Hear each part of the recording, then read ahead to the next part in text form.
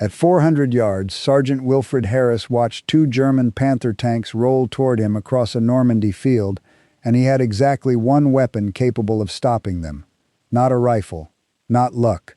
A single, controversial anti-tank gun welded into the turret of an American Sherman, a modification the British Ministry of Supply had tried to kill 3 times before it ever reached the battlefield. Harris was 33 years old. He had already survived Dunkirk once. Now, on the 14th of June 1944, in the smoking ruins of a French village called Langevre, he was about to survive something far worse. 5 German Panthers, 5 shots, and only one gunner steady enough to make every round count. What happened in the next few minutes would become one of the most extraordinary tank duels of the entire Normandy campaign. A lopsided fight the numbers said the British should lose. The Panther outgunned him, out-armored him, outnumbered him 5-1. And yet, when the smoke cleared, every single German tank lay wrecked or abandoned in the fields around that village. This is the true story of how one Sherman crew, armed with a tank the British Army almost never built, faced impossible odds and won. The village of Langevre sat quiet at 1:30 in the afternoon, which was the most dangerous kind of quiet a soldier could know. Smoke still curled from broken stone walls where British shells had fallen an hour earlier. Durham light infantry riflemen moved between the ruined houses, checking doorways, checking cellars, checking the low hedgerows that lined every field in this part of Normandy. They had just taken the village. They had not yet learned whether they could keep it. Sergeant Wilfred Harris stood in the open cupola of his Sherman Firefly at the eastern edge of the village, scanning the fields beyond the last hedgerow. He was 33 years old, a solid, unremarkable-looking man who had spent most of his adult life around tanks. He had joined the 4th 7th Dragoon Guards back in the 1930s, left the Army in 1935 when peacetime soldiering offered little future, and come back the moment war broke out in 1939. He had fought in France once already. He had been at Dunkirk, one of the fortunate ones pulled off the beaches while the British Expeditionary Force fell apart around him. He knew what it looked like when an army lost. He had spent 4 years since then making sure it did not happen again. Now it was the 14th of June 1944, 8 days after the landings at Normandy, and Harris commanded something unusual. His tank looked like an ordinary American-built Sherman from a distance. The same boxy hull, the same riveted armor that British tankers had ridden into North Africa and Sicily. But the gun barrel jutting from his turret was longer than any standard Sherman carried, several feet longer, thick and unmistakable to anyone who knew what to look for. This was a Sherman Firefly, and the gun was a 17-pounder, the most powerful anti-tank weapon the British Army possessed. It was, by any fair account, a weapon that should not have existed at all.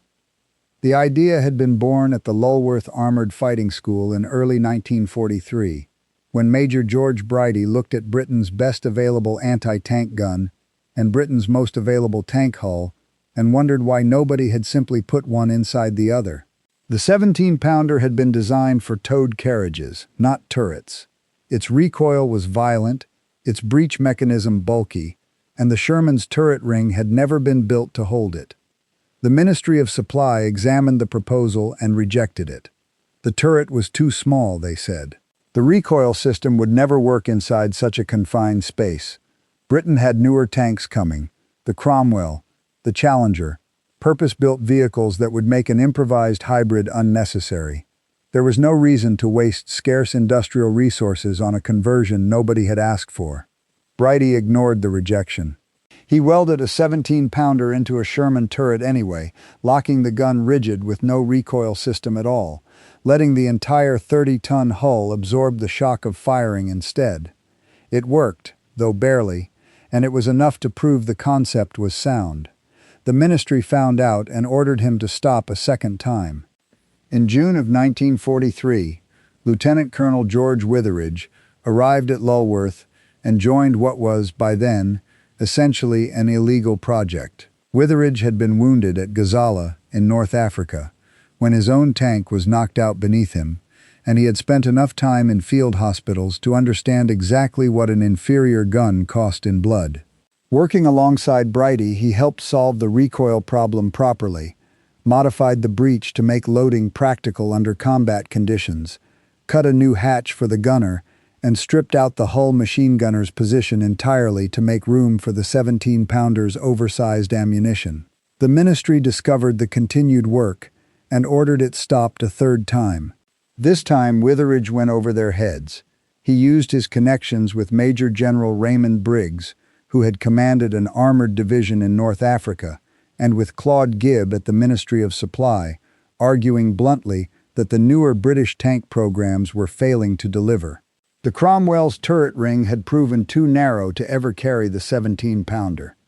The Challenger was behind schedule and plagued with problems. If the British Army wanted any tank in Normandy capable of killing a Panther or a Tiger at real combat range, the Firefly conversion was the only option that actually existed. In November of 1943, the ministry finally relented and approved production.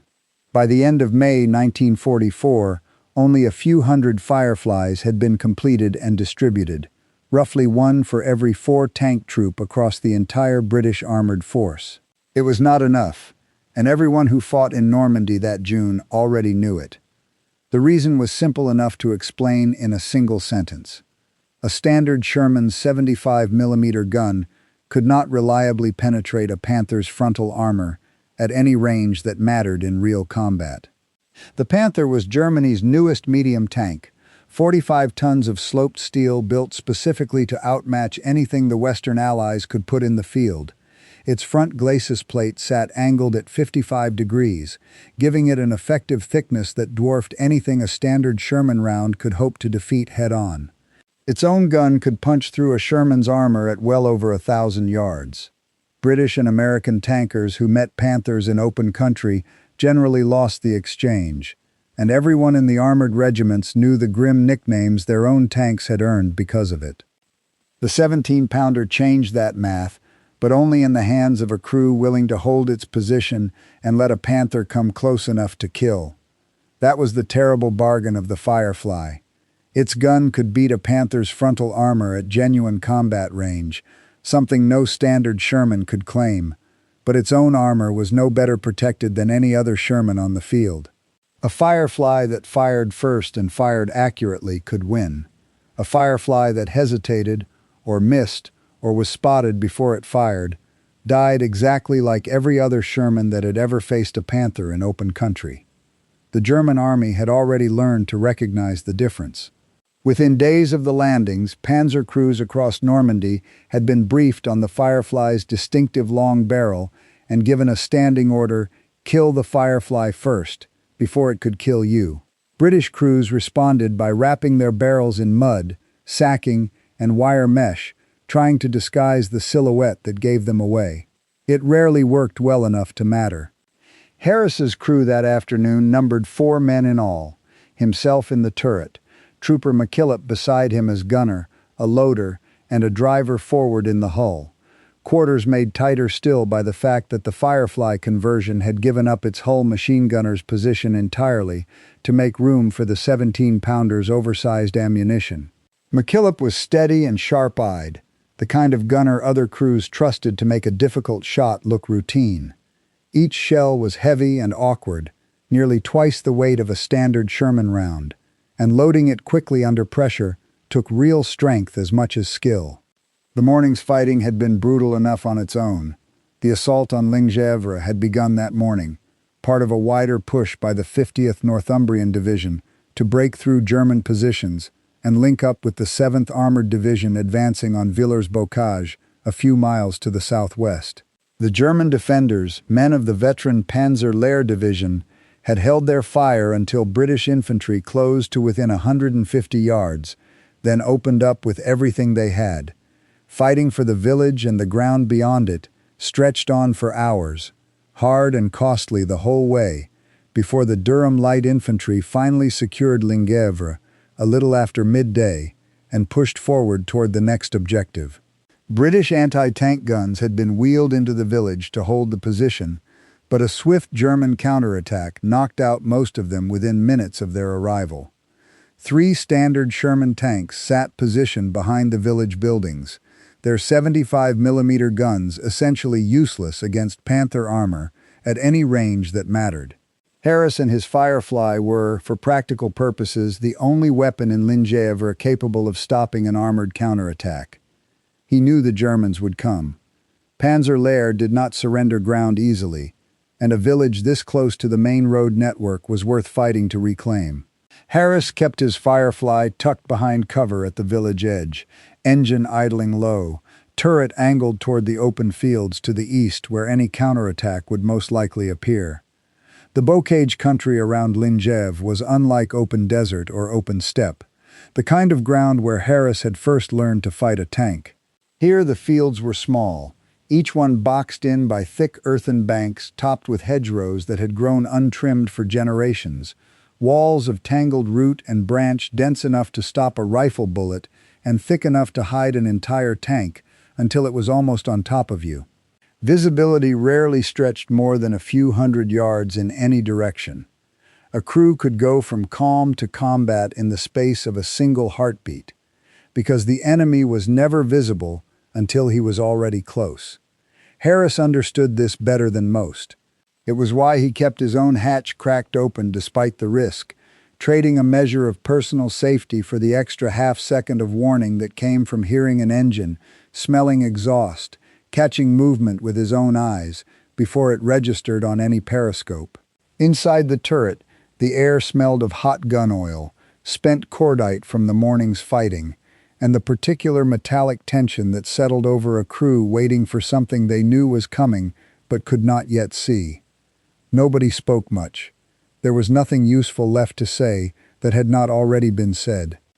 At a few minutes past 1 in the afternoon, Harris saw movement on the horizon. 2 shapes, low and angular, moving steadily across the open ground roughly a kilometer away, throwing up faint trails of dust in the summer heat. He raised his field glasses and confirmed what he already suspected from the silhouettes alone. Panthers, 2 of them, advancing in the unhurried, confident manner of crews who expected an easy fight. Harris dropped back into the turret and gave McKillop the range. Somewhere behind them, the rest of the village held its breath, and in front of them, the 2 Panthers kept closing the distance, unaware that the only gun in Lingèvre capable of killing them was already tracking their approach. 800 yards. 700. The 2 Panthers held a steady pace across the open field, engines growling low, tracks throwing up small clouds of pale dust that hung in the June air behind them. Harris watched through his field glasses and read the advance for what it was. These were not cautious crews probing forward to test British defenses. These were men who expected to win, rolling toward Lingèvre with the unhurried confidence of a force that had swatted aside Allied armor all across Normandy since the 6th of June. Nothing in their approach suggested they had any idea a Firefly was waiting for them. Inside the turret, McKillop settled behind the sight, one eye pressed to the eyepiece, both hands finding their familiar places on the traversing and elevating controls. He was not a nervous man by nature, but his breathing had changed in the last minute, shorter, more deliberate, the rhythm of someone consciously controlling something that wanted to run away from him. He had fired the 17-pounder in combat only a handful of times before this day. Never against a tank. Every previous target had been soft-skinned, a truck, a half-track, something that did not shoot back with equal force. This was different, and both men in the turret knew it, without needing to say so. Harris called the range as it closed. 600 yards. The lead Panthers commander stood exposed in his own cupola, scanning the tree line and the village rooftops for exactly the kind of threat that was in fact already tracking him. Harris felt a strange, cold clarity settle over him, the particular calm that came not from the absence of fear, but from having no more decisions left to make except one. Range, target, fire. Everything else was noise. He had felt something like this once before, years earlier, on a beach in France with the sky full of smoke, and the sea full of boats, waiting his turn to be pulled off a continent the British Army had just lost. That day there had been nothing to do but wait and hope someone else's decisions kept him alive. This was different. This time the outcome of the next 60 seconds rested almost entirely on the two men in this turret, on the steadiness of one gunner's hands and the accuracy of one sergeant's judgment about range and timing. Harris found, somewhat to his own surprise, that he preferred it this way.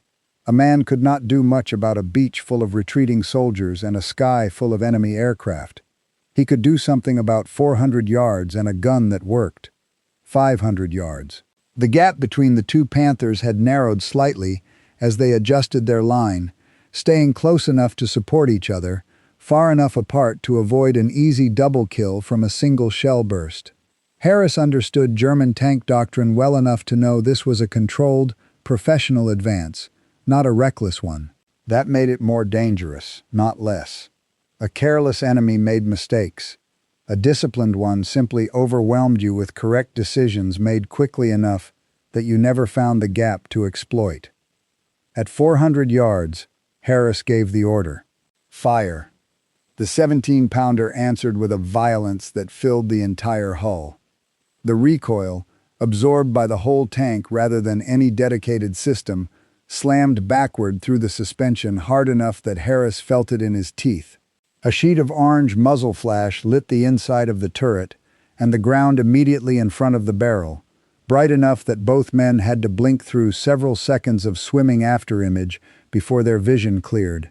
Smoke rolled back into the hedgerow ahead of them, and for one long moment neither man could see whether the round had struck anything at all. Then the smoke thinned, and the lead Panther was no longer moving. The shell had struck low on the glacis plate, precisely where the front hull armor met the turret ring, the single weakest point on the entire frontal profile of a Panther tank. The round had punched straight through. The Panther rolled forward a few more feet on dead momentum, then stopped completely. No fire, no explosion, just a thin thread of smoke rising from the open commander's hatch, and beneath it, silence. The crew inside had died before they understood what had killed them. There was no time to feel anything about it. The second Panther was already reacting, its turret beginning to traverse toward the muzzle flash that had just given away the Firefly's position. McKillop was already adjusting, tracking the second tank as it began a defensive swing to present angled armor rather than a flat frontal target. Harris called the correction. McKillop led the target, accounting for its lateral movement, and fired a second time. The recoil hit again, the same violent shudder through the hull, the same blinding flash. This round struck the second Panther lower on the hull, catching the front drive assembly, rather than the thicker upper glacis. The tank lurched hard to one side and stopped dead, immobilized but not destroyed, smoke beginning to seep from somewhere near the engine deck. The crew inside was alive. Harris could see hatches beginning to crack open, men preparing to bail out rather than burn. 2 shots. One Panther dead, one crippled. And already, the position was compromised. The 17-pounder's muzzle flash was famous among British tank crews for a very specific and very dangerous flaw. It was bright enough and hot enough to set dry vegetation alight almost instantly. The hedgerow directly in front of Harris's Firefly had already caught fire from the first shot, a thin curl of smoke thickening rapidly into a visible column that marked their position as clearly as a signal flare. Any German observer within half a mile now knew exactly where the shots had come from. Harris did not need anyone to tell him what came next. He gave the order to reverse, and the driver hauled the Firefly backward, engine roaring, tracks throwing clods of turned earth as the tank pulled away from the burning hedge toward a new position closer to the stone buildings at the village edge. It was in that gap, while the Firefly repositioned and its gun briefly pointed at nothing, that the second Panther's fate was decided by men who were not inside a tank at all. An infantry party from the 9th Battalion of the Durham Light Infantry, led by Major John Mogg, The officer who had taken acting command of the battalion that morning had been moving through the edge of the village since the crippled panther first lurched to a stop. Mogg's men closed in low along a hedge line, using the smoke and the confusion of the moment for cover, and finished the disabled tank at close range with hand-carried anti-tank weapons before its crew could recover the vehicle or turn its gun on anyone else. It was a detail that would matter later, when the story of this single afternoon was written down and remembered. 5 Panthers would eventually lie destroyed or disabled around Lingevre by the end of the fight, but not every one of them died by the 17-pounder alone.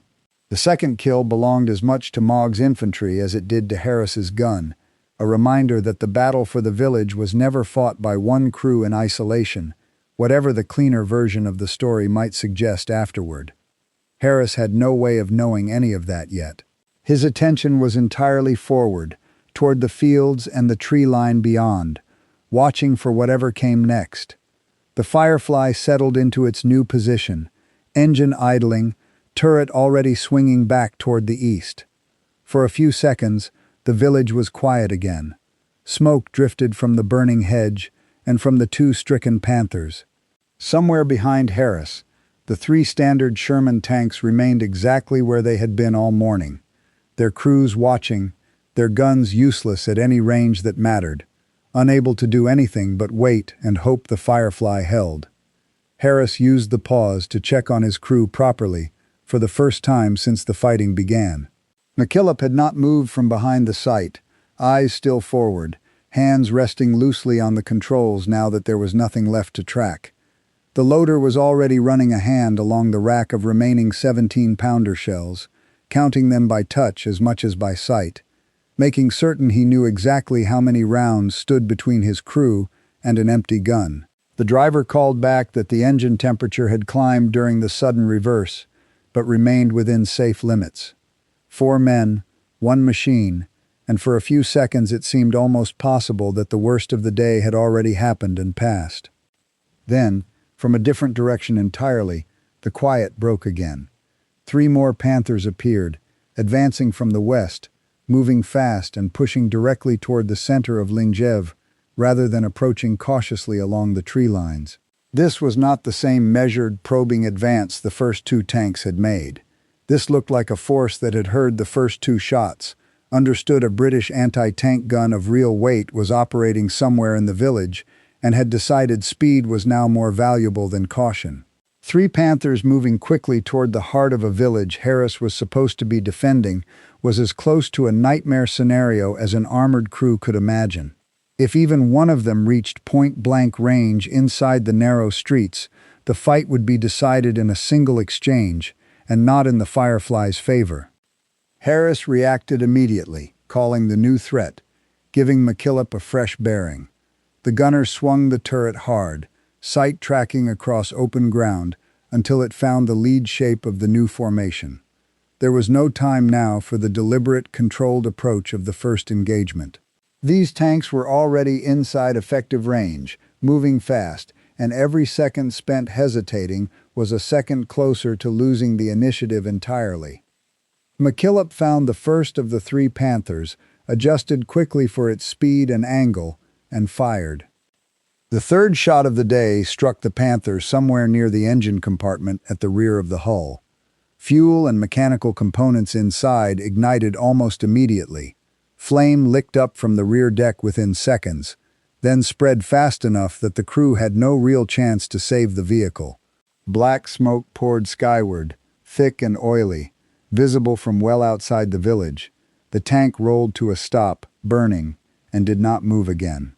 3 Panthers down. 2 remained, and both were now close enough that their own guns posed a genuine threat to the Firefly's position. Harris felt the moment tighten around him, the particular pressure of knowing the margin for error had shrunk to almost nothing.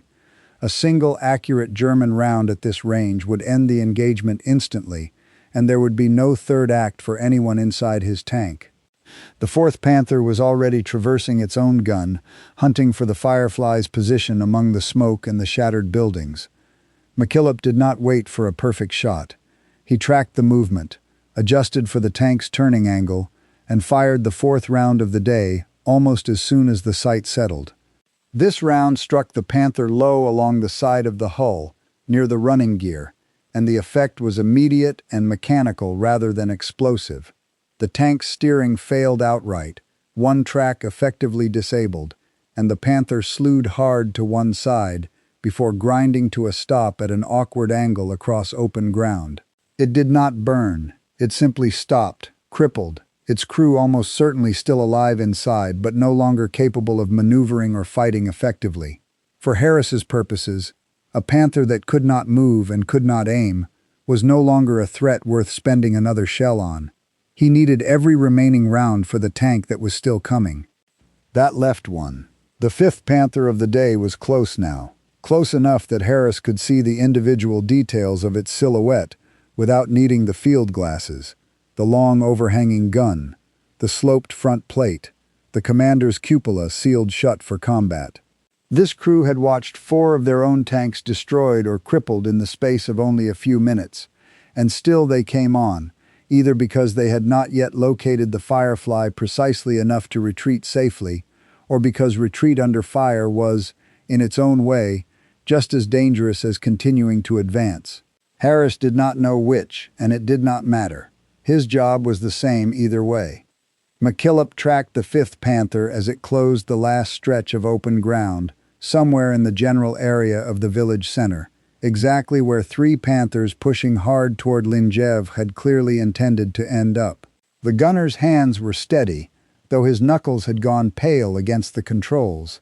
The accumulated strain of 4 fired rounds and 4 confirmed hits pressing against the simple physical exhaustion of working the gun again and again inside a hot, smoke-filled turret. The loader behind them had already wrestled 4 of the massive 17-pounder shells into the breech in the space of a few minutes, each one demanding real physical effort to lift, seat, and lock home before the gun could fire again. He was breathing hard. Nobody had time to notice. Inside the turret, the air had grown almost unbearable, thick with cordite smoke that stung the eyes and coated the back of the throat, the temperature climbing with every round fired in the enclosed space. Sweat ran freely down the loader's face as he seated the 5th shell into the breech, his arms trembling slightly now from the accumulated effort of the last several minutes. McKillop blinked hard against the sting of the smoke, refusing to look away from the sight for even the half-second it would have taken to wipe his eyes clear.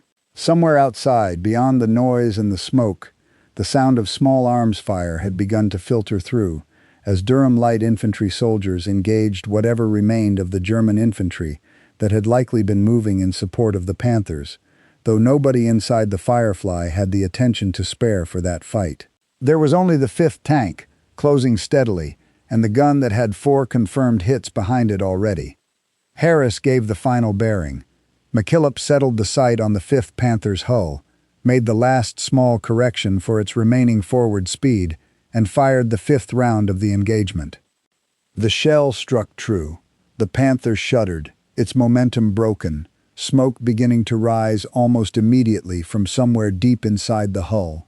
It did not explode in the violent, catastrophic way that came from a clean ammunition hit, but it stopped completely, disabled beyond any hope of continuing the attack, and within moments what remained of its crew was abandoning the vehicle rather than staying inside a tank that could no longer fight or flee. 5 Panthers. 5 rounds fired from Harris's Firefly across only a few frantic minutes of fighting, though the story of the engagement, as it would later be told and retold, was never quite as simple as 5 shots and 5 kills belonging to one gun alone. The 1st Panther had died outright to the opening shot. The 2nd had been crippled by the Firefly and finished by Mogg's infantry while Harris repositioned. The 3rd had burned. The 4th had been crippled by a shot to the running gear. The 5th had been stopped by the final round of the day. However the details were later recorded, the outcome on the ground was unmistakable. Every German tank that had advanced on Lingev that afternoon now lay destroyed, burning, or abandoned in the fields and streets around the village, and not a single British tank had been lost in the exchange. For a long moment afterward, nobody inside the Firefly spoke. The turret was thick with the smell of cordite and hot metal, sweat, and the particular acrid tang that clung to the air after repeated firing in an enclosed space. McKillop sat with both hands still resting on the controls, staring out through the sight at smoke drifting over open fields that, minutes earlier, had held 5 of Germany's most feared tanks. The loader slumped back against the turret wall, arms aching from the effort of moving shell after shell in rapid succession. The driver, forward in the hull, reported the engine running hot from the repositioning under fire but still functioning normally. Harris climbed partway up into his cupola and looked out across the battlefield properly for the first time since the fighting began. Smoke rose from 4 separate points across the fields to the east and west of the village. The stone buildings around him were scarred and broken from the morning's earlier fighting, but the village itself, for the moment, was still in British hands. Durham light infantry soldiers were already beginning to move cautiously across the open ground toward the wrecked and abandoned Panthers, weapons ready, watching for any German crewmen still capable of resistance. Harris reached for the radio and reported to squadron headquarters. 5 Panthers destroyed or disabled near Lingevre. No British tank losses. He requested reconnaissance of the surrounding approaches, uncertain whether more German armor remained somewhere beyond the tree lines, unwilling to assume the fight was fully over, simply because the visible threat had been dealt with. The response came back within minutes, brief and practical, in the way military communications tended to be, even after a fight that would later be remembered as extraordinary. Hold position. Infantry moving up to secure the area and take prisoners where possible. It had taken only a few minutes from the moment the first 2 Panthers appeared on the horizon to the moment the 5th lay disabled in the field. In that short span, a single Sherman Firefly, crewed by a sergeant who had been a gunner himself only days earlier, and a gunner who had never fired at a tank before that afternoon, had done what 3 standard Sherman tanks sitting only a few hundred yards away could not do at all. The 75mm guns on those 3 tanks had never fired a single round during the entire engagement. They could not have penetrated a Panther's frontal armor at any range that mattered, and everyone inside those turrets had known it from the moment the German tanks first appeared. They had watched the entire fight unfold from behind cover, unable to do anything but wait and hope the Firefly held its ground. It had. McKillop finally pulled back from the sight and sat still for a moment, both hands trembling now that there was no longer a target demanding they stay steady. It was the particular kind of shaking that came afterward rather than during, the body settling its accounts once the danger that had held it rigid finally eased. He said nothing. There was, for the moment, nothing that needed saying. Harris reached over and gripped his shoulder once, briefly, the closest thing to praise either man had time or inclination to offer, in the middle of a battlefield still thick with smoke. Outside, the fields around Lingevre told their own story without needing any further words. 4 Panthers lay wrecked or burning at scattered points across the open ground, and a 5th sat crippled where the final shot had stopped it, its crew already abandoning the vehicle rather than risk staying inside a tank that could neither fight nor flee. The hedge that had caught fire from the opening shot still smoldered, sending a thin column of smoke into the early afternoon sky alongside the thicker black plumes rising from the burning tanks themselves. It was the kind of scene that would have seemed impossible only 10 minutes earlier, when 5 of Germany's most capable tanks had advanced on a lightly held village with every apparent reason to expect an easy victory. Word of the engagement began spreading through the village almost as quickly as the smoke itself. Durham light infantry soldiers who had spent the morning fighting street to street for possession of Lingevre now found themselves walking past the wreckage of an entirely different battle, one fought in a matter of minutes by a single tank crew, while they had been securing cellars and doorways only a few hundred yards away. Some paused to stare. There was little else to do in the immediate aftermath except confirm that the threat had genuinely passed, that no 6th Panther waited somewhere beyond the tree line ready to renew the attack. By mid-afternoon, The immediate danger at Lingev had passed, though nobody inside the village allowed themselves to relax completely.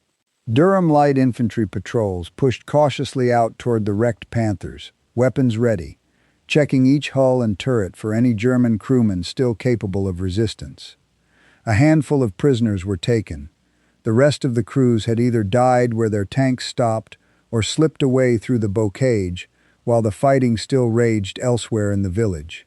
Harris kept his Firefly in position at the edge of Lingevre for the remainder of the afternoon, engine idling, turret still angled toward open ground, in case Panzer Lehr decided to try again with a larger force. The division facing them that day was no ordinary German formation. Panzer Lehr had been raised specifically from the instructors and demonstration troops of Germany's own armored training schools, men chosen for their experience and expertise rather than swept up from general conscription, and it was considered among the most capable divisions the Wehrmacht possessed in the West. That a single Firefly crew had broken a Panther counterattack mounted by troops of that caliber, rather than by some hastily assembled reserve unit, only sharpened the significance of what had happened at Lingev, once the details became known further up the chain of command. Officers eventually made their way out to examine the wrecked Panthers scattered across the fields, walking the ground Harris and McKillop had fought over only hours earlier, noting where each round had struck and what it had done once it penetrated. It was the kind of methodical, unglamorous work that rarely made it into the stories told about a battle afterward, yet it mattered enormously to the men who would climb into Fireflies and face Panthers of their own in the weeks and months still to come. Every confirmed penetration, every recorded range and angle, became a small addition to the growing body of practical knowledge that British tank crews carried with them into the rest of the Normandy campaign. The wider picture, as it slowly became clear over the following hours, was far less tidy than the outcome at Lingevre alone might have suggested. The attack that had brought Harris's Firefly into action that afternoon was only one small piece of a much larger British effort that day, an attempt by the 50th Northumbrian Division to punch through German lines and link up with the 7th Armored Division advancing from the direction of Villers-Bocage a few miles away. That wider plan did not succeed. Only a few hours before the Panthers appeared at Lingevre, elements of the 7th Armored Division had been savaged in the streets and lanes around Villers-Bocage by a small number of German tanks operating with ruthless efficiency, a mauling that would become one of the most studied and most painful setbacks suffered by British armor in the entire Normandy campaign. The two engagements happened on the same day, within a few miles of each other, and produced almost opposite outcomes. At Villers-Bocage, a handful of German tanks had shattered a British armored column. At Lingevre, a single British tank had shattered a German armored counterattack.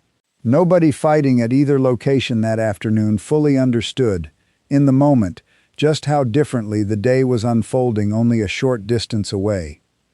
The cost of the fighting at Lingevre itself had been real, even setting aside the dramatic tank engagement. The Durham Light Infantry had suffered several hundred casualties over the course of the day's assault, the price of clearing a defended village held by veteran troops of the Panzer Lehr Division, who had made the British pay for every street and every hedgerow. By the time the broader fighting around Tilly-sur-Seulles finally quieted, roughly 9 German tanks had been destroyed across the wider battle, a meaningful toll against an enemy that could not easily replace losses in Normandy, but not nearly enough, on its own, to open the breakthrough the 50th Division had been ordered to achieve. Operation Perch, the larger effort of which this single afternoon's fighting was only a small part, ultimately failed to deliver the link-up between the two British divisions that planners had hoped for. Caen, the operation's ultimate objective, would remain in German hands for weeks longer still. Set against that larger, more frustrating picture, the fight at Lingevre stood out precisely because it had gone so completely right, when so much else that day had gone wrong.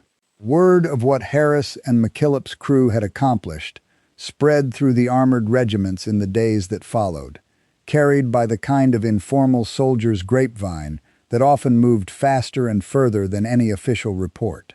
5 Panthers destroyed or disabled by a single Firefly, firing 5 rounds, without losing a single British tank in return, was the sort of result that validated everything Brighty and Witheridge had argued for 18 months earlier, back when the Ministry of Supply had tried 3 separate times to kill their project before it ever reached a battlefield. The Firefly worked. It could meet Germany's best tanks on genuinely even terms, provided the crew inside held their nerve and made every shot count, and Harris's crew had just proven exactly that under the worst possible pressure, against not 1 Panther but 5, in the space of only a few minutes. The engagement also exposed, just as clearly, the limits of what the Firefly could do.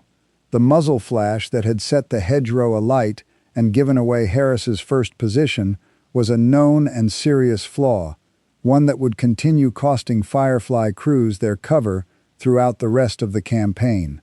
The gun's sheer size made the tank awkward to maneuver in exactly the kind of tight village streets and narrow bocage lanes where much of the Normandy fighting actually took place. Loading the 17-pounder's oversized shells, round after round, was punishing physical work that left crews exhausted after only a handful of minutes of sustained firing, exactly as it had left Harris's loader breathing hard and trembling by the end of the engagement at Langève. The Firefly was not a tank that could simply overpower every problem it faced.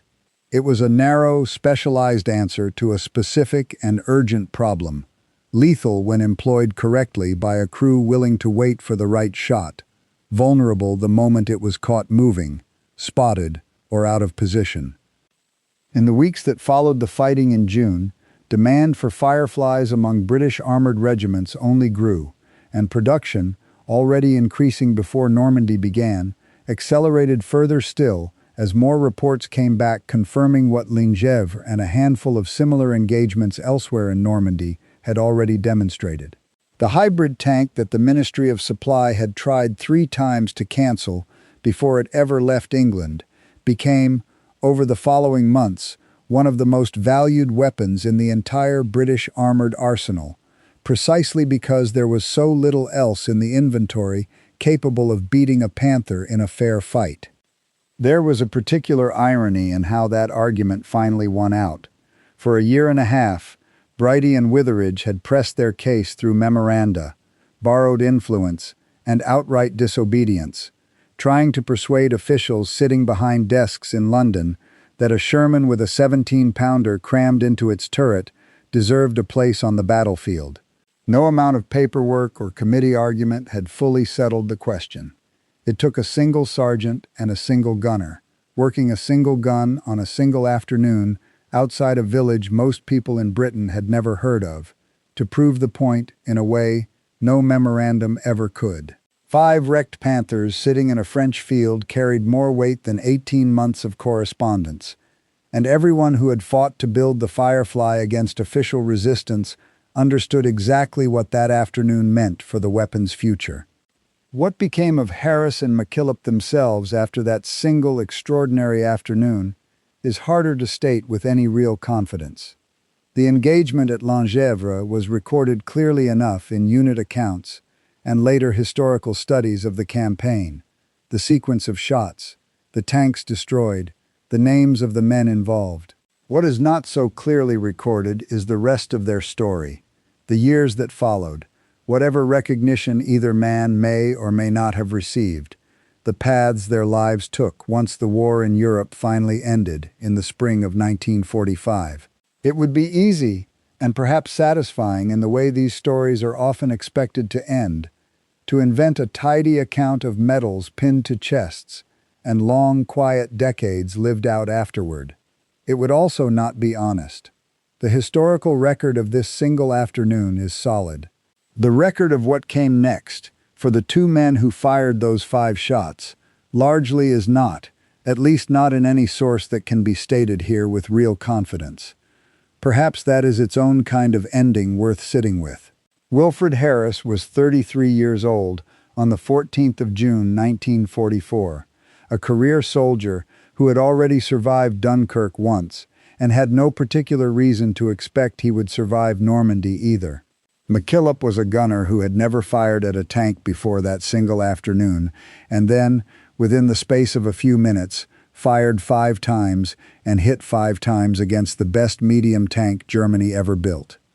Neither man set out that morning to become part of a story still being told more than 8 decades later. They were soldiers doing an extraordinarily difficult job under extraordinary pressure, in a war that asked exactly that of thousands of men who mostly went unnamed and unremembered. For one afternoon, in one small Normandy village, 2 of them were remembered, because the arithmetic of what they did was too stark to ignore. 5 German Panthers advanced on Lengevre that day, certain of victory. 5 rounds later, none of them remained capable of fighting. Whatever else history has or has not preserved about the rest of their lives, that single brief reversal of fortune on a French battlefield has outlasted both the men who carried it out and the war they carried it out in.